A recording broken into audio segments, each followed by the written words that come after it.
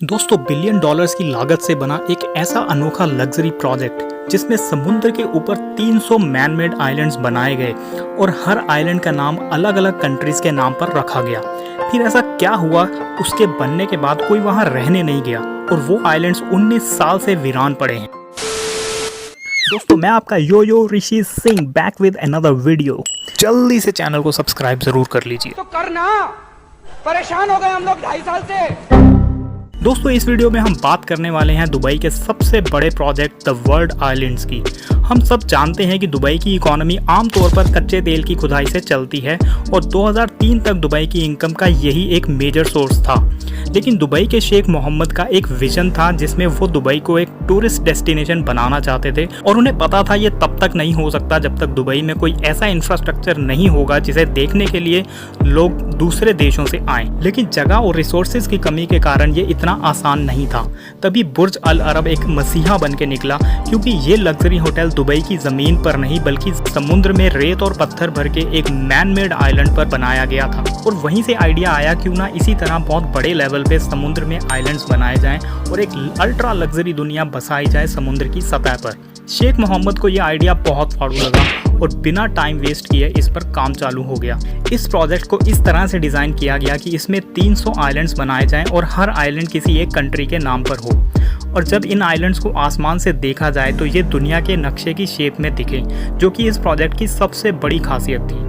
ये पूरा project 9 kilometre length और 6 किलोमीटर विड्थ के एरिया में फैला है। लेकिन ये प्रोजेक्ट सिर्फ इसके डिज़ाइन ही नहीं बल्कि इसके लग्जरी एक्सपीरियंस के लिए भी फेमस हुआ, क्योंकि यहाँ दुनिया के सबसे लग्जरी होटल्स, विलास और मॉल्स बनाए जाने थे।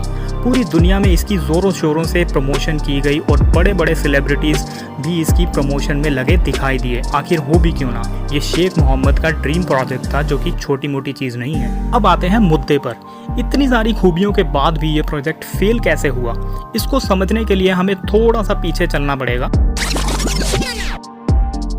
दोस्तों 2008 में जब रिसेशन आया तो पूरी दुनिया में कारोबार ठप हो गए और पूरी दुनिया की इकोनॉमी की वाट लग गई। उस टाइम दुबई में इसके साथ साथ कई बड़े बड़े प्रोजेक्ट्स चल रहे थे जिनको चलाना अब एक तरह से इम्पॉसिबल हो चुका था, क्योंकि इसमें कई फॉरेन इन्वेस्टर्स के भी पैसे लगे थे।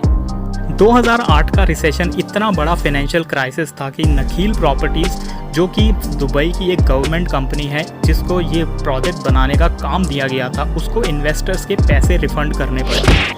दोस्तों सिर्फ रिसेशन ही नहीं बल्कि और भी कई रीजंस थे जिस वजह से इस प्रोजेक्ट में लोगों का कॉन्फिडेंस कम होता गया, जैसे कि सॉयल इरोजन का इशू। सॉयल इरोजन का मतलब होता है हवा और पानी के फ्लो की वजह से मिट्टी का खिसकना, और ये कोस्टल एरियाज़ में होता है, मतलब जो एरिया समुद्र या पानी के किनारे होते हैं। तो सॉयल इरोजन भी एक बड़ा रीज़न था लोगों के डर का, क्योंकि कई आइलैंड्स पर यह देखा गया कि उनके किनारे पानी में डूबते जा रहे हैं। और नासा की एक रिपोर्ट के अकॉर्डिंग इन आइलैंड्स के आसपास का सी लेवल 5 मिलीमीटर पर ईयर की स्पीड से बढ़ता जा रहा है, जिसका रीज़न ग्लोबल वार्मिंग के साथ साथ नेचर के साथ की गई छेड़छाड़ भी है।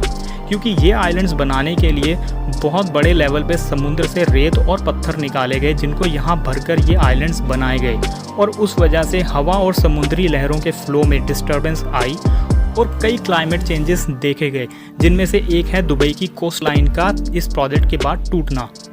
उसी के साथ जो इस प्रोजेक्ट की सबसे बड़ी खासियत थी, इसका डिज़ाइन, वो भी पूरी तरह दुनिया के नक्शे से मैच नहीं हो पाया, जिसने इन्वेस्टर्स को काफ़ी डिसअपॉइंट किया।